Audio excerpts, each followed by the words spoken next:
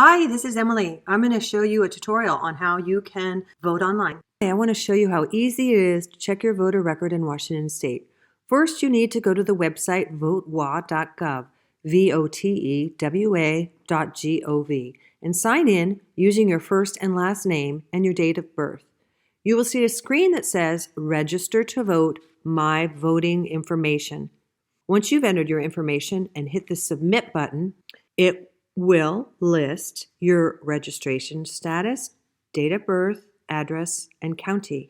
Hit the menu button above your voter information, and a new screen will appear that will provide several tabs on the left. One of these tabs on the left reads Online Ballot. Did you know that you can vote online in Washington State? All active voters in Washington State can choose this method. You can either print out your ballot in the comfort of your home along with the envelope and then mail it or drop it off in a drop box just as you would a regular ballot received in the U.S. mail. Also, you have the option of either emailing or faxing in your ballot. Your ballot will be verified at the election office.